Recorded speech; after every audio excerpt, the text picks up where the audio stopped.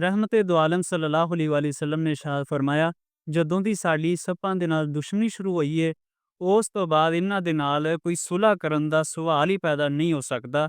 ਔਰ ਇੱਕ ਹਦੀਸ ਦੇ ਵਿੱਚ ਆਂਦਾ ਹੈ, ਜਿਹੜਾ ਬੰਦਾ ਸੱਪ ਦੇ ਡਰ ਦੀ ਵਜ੍ਹਾ ਤੋਂ ਸੱਪ ਨੂੰ ਕਤਲ ਨਹੀਂ ਕਰਦਾ, ਨਬੀ ਕਰੀਮ ਸੱਲੱਲਾਹੁ ਅਲੈहि ਵਸੱਲਮ ਨੇ ਇਰਸ਼ਾਦ ਫਰਮਾਇਆ, ਇਸ ਬੰਦੇ ਦਾ ਸਾਡੇ ਨਾਲ ਕੋਈ ਤਾਲੁਕ ਨਹੀਂ। ਤੋ ਇਸ ਵਾਸਤੇ ਸੱਪ ਨੂੰ ਜਦੋਂ ਦੇਖੋ, ਇਹ ਬਹੁਤ ਜ਼ਹਿਰੀਲੀ ਚੀਜ਼ ਹੈ, ਇਹਨੂੰ ਫੌਰਨ ਕਤਲ ਕਰ ਦੇਣਾ ਚਾਹੀਦਾ ਹੈ।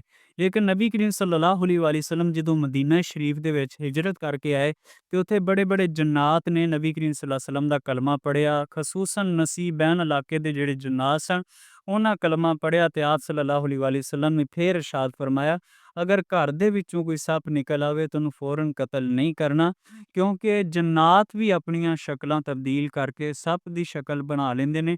ਹੋ ਸਕੇ ਉਹ ਜੰਨਾਤ ਹੋਣ ਜਿਹਨੂੰ ਤੁਸੀਂ ਕਤਲ ਕਰ ਬਵੋ, ਫਿਰ ਤੁਹਾਨੂੰ ਨੁਕਸਾਨ ਉਠਾਉਣਾ ਪਵੇ। ਤੇ ਫਿਰ ਆਪ ਸੱਲੱਲਾਹੁ ਅਲੈहि ਵਸੱਲਮ ਨੇ ਇੱਥੇ ਹਿਕਮਤ ਅਮਲੀ ਇਹ ਬਿਆਨ ਫਰਮਾਈ, ਫਰਮਾਇਆ ਘਰ ਦੇ ਸੱਪ ਨੂੰ 3 ਦਫਾ ਤੁਸੀਂ ਮੁਹਲਤ ਦੇਣੀ, ਉਹਨੂੰ ਜੁਮਲਾ ਬੋਲਣਾ ਹੈ, ਅਗਰ ਤੂੰ ਜਿੰਨ ਏ ਤੇ ਸਾਡੇ ਘਰੋਂ ਨਿਕਲ ਜਾ, ਅਗਰ ਨਹੀਂ ਨਿਕਲੇਗਾ ਤੇ ਮੈਂ ਤੈਨੂੰ ਕਤਲ ਕਰ ਦਾਂਗਾ।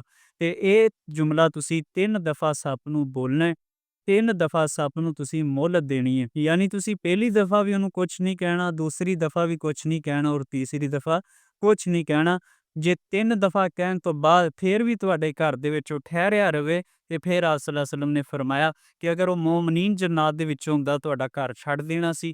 ਅਲਬਤਾ ਉਹ ਸ਼ੈਤਾਨ ਇਹਨੂੰ ਕਤਲ ਕਰ ਦਿਓ, ਸ਼ਰਾਰਤ ਚਾਹੁੰਦਾ ਹੈ, ਤਾਂ ਤੁਹਾਡੇ ਤੇ ਇਹਦਾ ਕੋਈ ਖੂਨ ਨਹੀਂ ਹੋਏਗਾ। ਔਰ ਉਲਮਾਏ ਕਰਾਮ ਨੇ ਇੱਥੇ ਲਿਖਿਆ ਹੈ ਕਿ ਅੱਜ ਵੀ ਮਸਲੇ ਦੀ ਨੋਈਅਤ ਇਹੀ ਹੈ ਕਿ ਜਦੋਂ ਸੱਪ ਨਜ਼ਰ ਆ ਜਾਏ ਤਾਂ ਉਹਨੂੰ ਘਰ ਦੇ ਸੱਪ ਨੂੰ ਮੁਹਲਤ ਦੇਣੀ ਚਾਹੀਦੀ ਹੈ।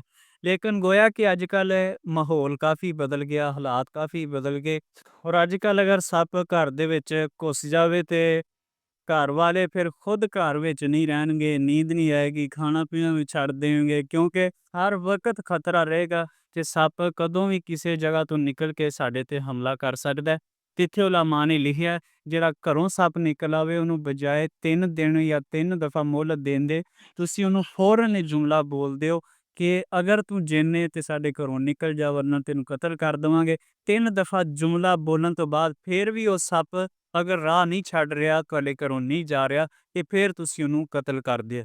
ਔਰ ਇਹ ਬਹੁਤ ਬੜੀ ਇਹਦੇ 'ਚ ਹਦੀਸ ਦੇ ਵਿੱਚ ਹਿਕਮਤ ਅਮਲੀ ਬਿਆਨ ਕੀਤੀ ਗਈ। ਔਰ ਇਮਾਮ ਸਿਊਤੀ ਰਹਿਮਤੁल्लाह ਅਲੈਹ ਨੇ ਤਾਰੀਖ ਜन्नात ਕਿਤਾਬ ਦੇ ਵਿੱਚ ਬਹੁਤ ਸਾਰੇ ਐਸੇ ਵਾਕਿਆਤ ਲਿਖੇ ਨੇ ਕਿ ਘਰ ਦੇ ਸੱਪ ਨੂੰ ਕਿਸੇ ਨੇ ਕਿਵੇਂ ਕਤਲ ਕੀਤਾ, ਤੇ ਫਿਰ ਨਸਲਾਂ ਤੱਕ ਜਿਨ੍ਹਾਂ ਨੇ ਉਹਨਾਂ ਦੇ ਖਾਨਦਾਨ ਨਾਲ ਦੁਸ਼ਮਣੀ ਖੇਡੀ ਔਰ ਉਹਨਾਂ ਨੂੰ ਨੁਕਸਾਨ ਪਹੁੰਚਾਇਆ। ਔਰ ਐਸੇ ਵਾਕਿਆਤ ਕਈਆਂ ਸ਼ਹਿਰਾਂ ਦੀ ਤਰਫ ਵੀ ਮਨਸੂਬ ਆ, ਘਰਾਂ ਦੀ ਤਰਫ ਵੀ ਮਨਸੂਬ ਆ, ਕਸਬਿਆਂ ਤੇ ਗਾਉਂ ਦਿਹਾਤਾਂ ਦੀ ਤਰਫ ਮਨਸੂਬ ਆ।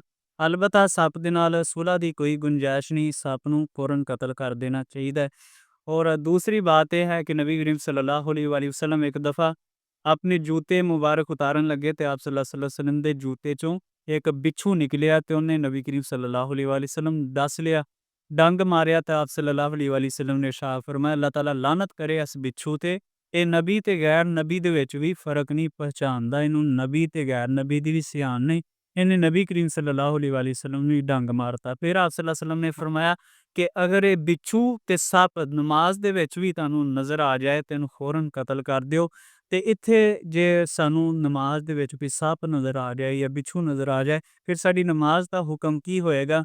ਨਮਾਜ਼ ਦੀ ਹਾਲਤ 'ਚ ਜਿਹੜੀ ਅਸੀਂ ਹਿਲ-ਜੁਲ ਕਰਾਂਗੇ, ਕੋਈ ਮਤਲਬ ਜੁੱਤੀ ਵਗੈਰਾ ਉਠਾ ਕੇ ਜਾਂ ਫਿਰ ਕੋਈ ਡੰਡਾ ਵਗੈਰਾ ਉਠਾ ਕੇ ਸੱਪ ਜਾਂ ਬਿੱਛੂ ਨੂੰ ਮਾਰਾਂਗੇ, ਇਹਦੇ ਵਾਸਤੇ ਹੁਕਮ ਹੈ ਕਿ ਨਮਾਜ਼ ਅਸੀਂ ਉੱਥੋਂ ਹੀ ਸ਼ੁਰੂ ਕਰਾਂਗੇ ਜਿੱਥੋਂ ਅਸੀਂ ਨਮਾਜ਼ ਛੱਡੀ ਸੀ। ਔਰ ਇਹ ਅੱਲਾਹ ਤਾਲਾ ਦਾ ਇਸ ਉਮਤ 'ਤੇ ਬਹੁਤ ਬੜਾ ਅਹਿਸਾਨ।